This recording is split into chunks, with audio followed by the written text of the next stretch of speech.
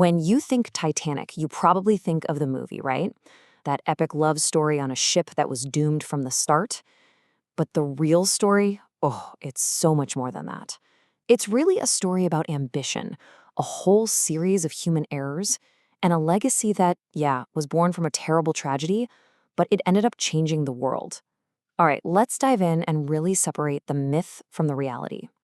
So, to really get a handle on the Titanic, we need some perspective. I mean, back in 1912, this thing was the undisputed king of the ocean. It was an absolute marvel. But what does that marvel actually look like when you put it right next to one of the megaships we have today? And when you put them side by side, wow, the difference is just staggering. A modern cruise ship like the Symphony of the Seas doesn't just beat the Titanic, it absolutely dwarfs it. We're talking almost 100 meters longer, more than twice as wide, and it can carry more than double the people.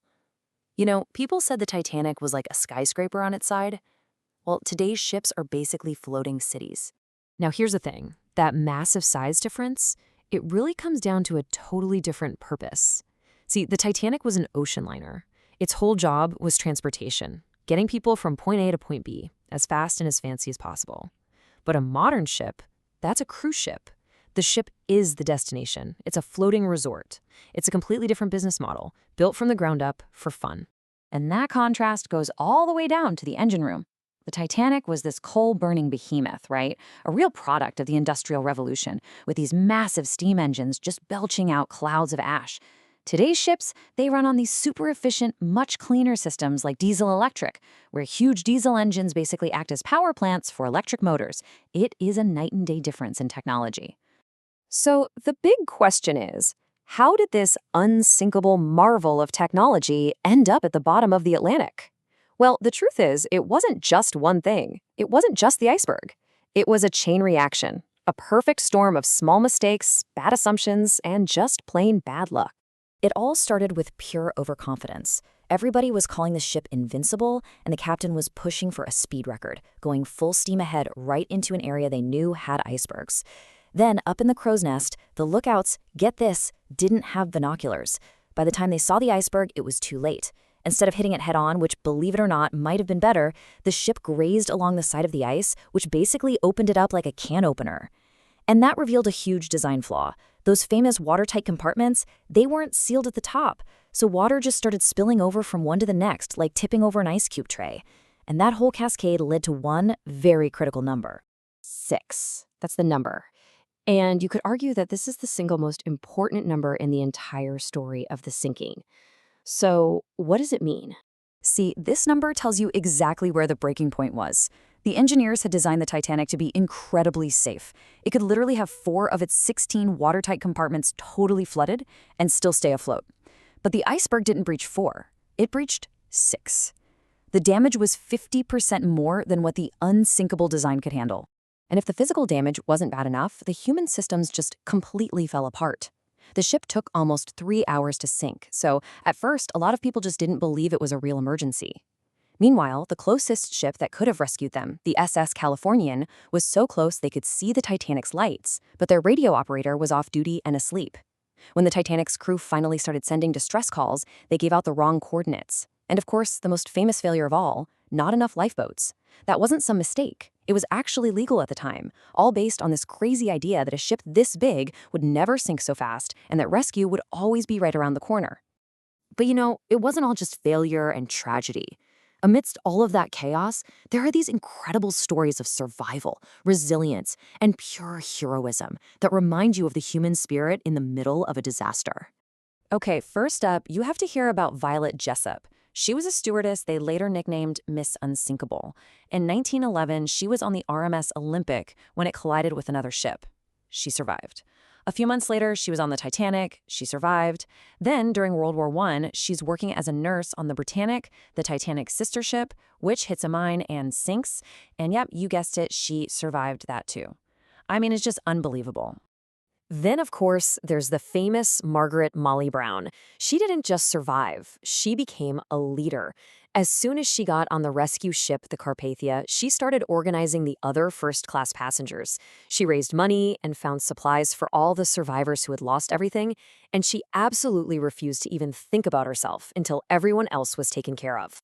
And this next story, it is completely surreal. Dorothy Gibson was a silent film star, and she survived in one of the very first lifeboats. Just 1 month, one single month after being rescued, she co-wrote and starred in a movie about the disaster called Saved from the Titanic. And get this, to make it authentic, she wore the exact same dress and coat that she had on the night she escaped. Just wow. These stories are so powerful, but the most important, the most enduring legacy of the Titanic is how it forced the entire world to change. This one disaster became the bedrock for pretty much all modern maritime safety. So let's break it down. Problem 1, you can't see the icebergs. The solution was immediate, the creation of the International Ice Patrol. They used ships and planes to track icebergs. Today, we've added radar, sonar, and satellite tracking to that, making those shipping lanes infinitely safer. Next up, the big one, the problem of not enough lifeboats. The solution was painfully obvious, and it was mandated almost immediately. Now, by international law, every single ship has to have enough lifeboat spots for every single person on board, plus extra. It's a simple rule that has saved countless lives. Then there was the problem of the silent radio. The tragic fact that the SS Californian was so close but heard nothing? That led to a brand new rule. Major ships must have someone monitoring the radio 24 hours a day, 7 days a week. Communication is now constant, and it is mandatory. And finally, there was the problem of getting help to the right place. Remember, the Titanic broadcast the wrong location. Today, GPS gives us pinpoint accuracy, and rescues are no longer left to chance. They're highly coordinated operations run by agencies like the Coast Guard. It's a whole different world. So when you put it all together, you can literally see the impact on safety. Before 1912, regulations were, well, pretty minimal. But then, boom, after the Titanic, you see this massive jump with the first SOLAS Convention, which stands for Safety of Life at Sea. And from that point on, safety standards have just kept climbing and climbing, making ocean travel so much safer for everyone. So when you really look back at the whole story, it's clear the Titanic isn't just about an ending. In a lot of ways, it was actually a beginning. Let's be clear. While the loss of over 1,500 lives that night was a horrifying, preventable tragedy, the hard lessons learned from all those failures directly created the global safety system we have today, a system that has almost certainly saved millions of lives in the century since. So what should we take away from all this?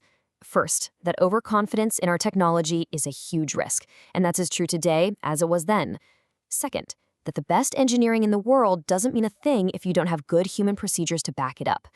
And finally, the sad truth is that sometimes it takes a huge disaster to force us to build a safer future. Every cruise you ever take, every container ship that brings you goods from across the world is safer because of what happened on that night. And it leaves you with this one last thought. The Titanic taught the world a very painful lesson in humility. The real question for us, over a century later, is what lessons are today's failures trying to teach us? And are we actually listening?